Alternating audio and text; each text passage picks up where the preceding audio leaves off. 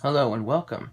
Today I'm going to be showing you guys Dominion Prosperity. Now, I thought I'd start doing a little series about Dominion, one Dominion expansion at a time, getting ready for the new Dominion expansion called Menagerie. Now, I love animals a whole lot, and so I really like it when there's an animal involved in Dominion. And since Menagerie is going to be at least somewhat about animals, I've already classified that as my most favorite expansion of Dominion, even though I haven't seen it yet as of yet. So, but it sounds like it's going to be an awesome expansion anyways. And so I thought I'd start with expansions and the base game, starting from bottom of the barrel to favorite expansions. Now, when it comes to Prosperity, most avid Dominion players love Prosperity. But I think the main reason why that is because of these two cards here. The Colony and the Platinum.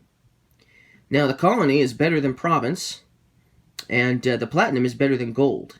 And it's because of these two, the Victory card and the Treasure card, it's because of these two which makes Prosperity so awesome. And so that's the biggest reason why most people like Prosperity.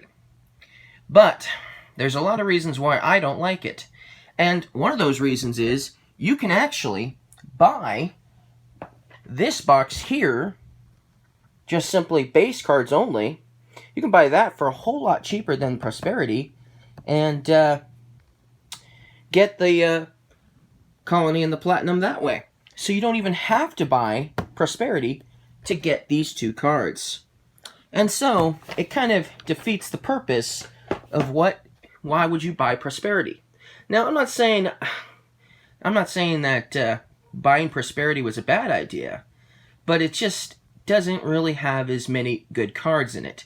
There are definitely some good cards I really like in this expansion, and there's even one that's my most personal favorite, probably out of most Dominion expansions, but to buy an entire box for like one or two cards isn't really that great, right? So let's go over some of the cards, or say, most of them anyway, and show you what I do like about this expansion and what I don't like about this expansion as we go. Alright? So the first thing I'm going to tell you is that in Prosperity, if you don't know this already, has no two costing cards. None at all. Which, in my sense, my eyes, I don't like that because I like some of the two costing cards. There have been some really good two-costing cards in a lot of different expansions. I can think of one already that's in Dark Ages that's really awesome. So, which is the exact opposite of this expansion, Prosperity, in a way. but they didn't add any because it's supposed to be a higher, you're supposed to get tons more money. And sometimes you do. Sometimes you can afford colonies left and right. Sometimes you can afford Platinums left and right, but then sometimes you just can't. So it just doesn't seem like it's the best.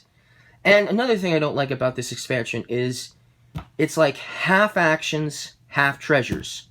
So if you took out all of the treasures from the expansion and just made it the actions, it'd be about the same size as Alchemy, which I like Alchemy a whole lot more, and at least it's a cheaper expansion than Prosperity. So, oh well. So let's get started. So we have only 3 costing cards that cost 3. So this is the first one, the Loan. This is an easy way of getting rid of your coppers, but then you'll still be stuck with that. So it's not the best. Then we have the Trade Route. Now this works with a mat. It works with this mat here. And it's the only card that works with this mat here. So in this expansion, there are 4 cards that work with mats. This is the Victory mats, and then this is for the Trade Route mat. And so this is one of them. This is one of those cards that work with mats. But other than that, it's not really the best card in the world either. I still don't really like it that much, even though it works with a mat. So I won't really go over it and explain it because, like I said, I just don't really like it that much. So already off to a beautiful start. 2 cards I don't like. Then there's the Watchtower, the only reaction in this expansion. And once again, not my most favorite reaction for sure. It's probably not the worst, but it's certainly not the best. And once again, it's just not a card I really like. So 3 are cards right off the bat that I don't like in this expansion. So we're off to a beautiful start of why I don't like Prosperity. Let's see what else is in this expansion. With the next casting cards, the 4s.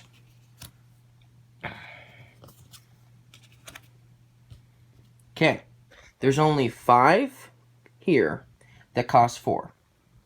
There's usually more than that, but there isn't this time around for this expansion. Then we have the Quarry. Now this one's okay. I like playing with this treasure most of the time. While this is in play, action cards cost 2 less, but not less than 0. So that's kind of cool. It's kind of like a bridge, but it only works with action cards. And it gives you a treasure too, so it's not the best, but it's not the worst, and it's actually pretty good. We'll say that for sure. Then we have the Talisman, and it's okay, but it's not my favorite. Then we have the Workers' Village. So here's a village card. And for villages, it's pretty basic, pretty easy. It's nothing overly special. It just gives you an additional buy, and it costs 1 more. So, I mean, than a normal village. So, it's okay, but it's not my favorite village for sure. I think I'd still have to say that the base game village is better than this. Just because it costs 3 and this one costs 4. Okay, then we have the Monument. Probably one of my most favorite cards in the expansion. It costs 2, gives you 2 treasure when you play it, and it gives you a victory token. So that's cool. And whenever you get a victory token, you're always going to put your victory tokens on this mat.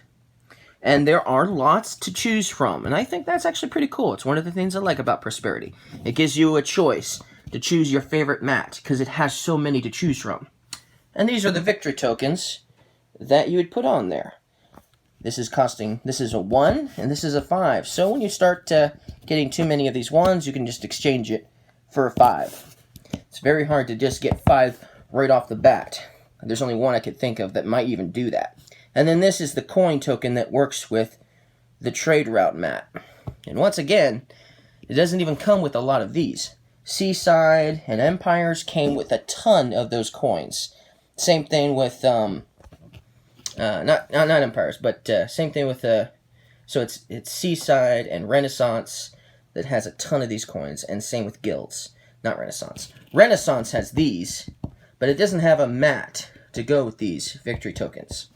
So, but it only comes with like 8 of these little coin tokens, because that's all you need for the trade route map max. I think I've only seen maybe 4 at once, at most, on the trade route mat with this card, with this game. The only way you could get more than that, probably, is if you had other optional victory cards in the game.